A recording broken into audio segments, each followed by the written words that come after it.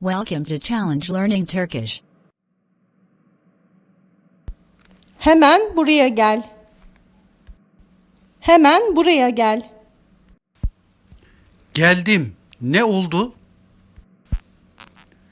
Geldim. Ne oldu? Şimdi hemen git ve Ayşe'ye buraya gelmesini söyle. Şimdi hemen git ve Ayşe'ye buraya gelmesini söyle. O burada bekliyor. O burada bekliyor. Bırak bir süre beklesin.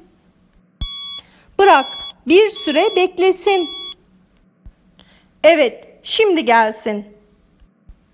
Evet, şimdi gelsin. Tamam. Tamam. İçeri gir. Seni bekliyor. İçeri gir. Seni bekliyor. Neden bu sabah geç kaldın? Neden bu sabah geç kaldın? Özür dilerim, uyanamadım. Dün geç uyudum. Özür dilerim, uyanamadım. Dün geç uyudum. Bir daha geç kalma. Bir daha geç kalma. Bir daha olmayacak. Tekrar özür dilerim. Bir daha olmayacak. Tekrar özür dilerim.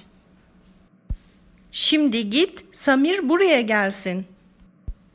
Şimdi git, Samir buraya gelsin.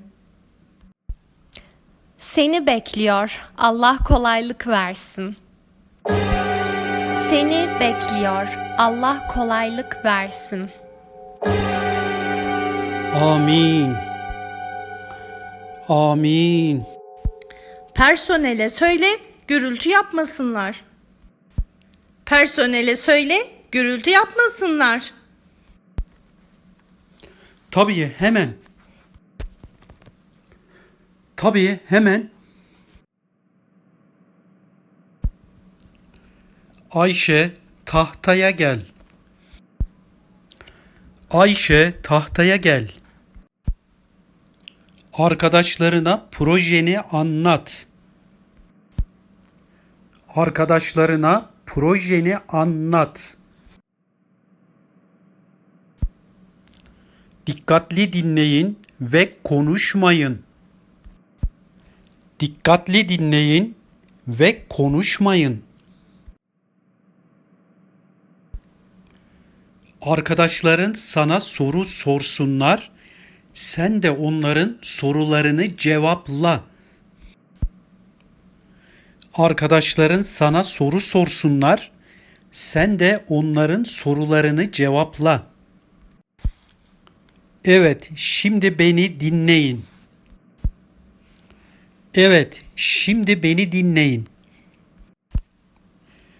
Projeyle ilgili düşüncelerinizi yazın ve bana yarın teslim edin. Hepinize iyi günler. Proje ile ilgili düşüncelerinizi yazın ve bana yarın teslim edin. Hepinize iyi günler.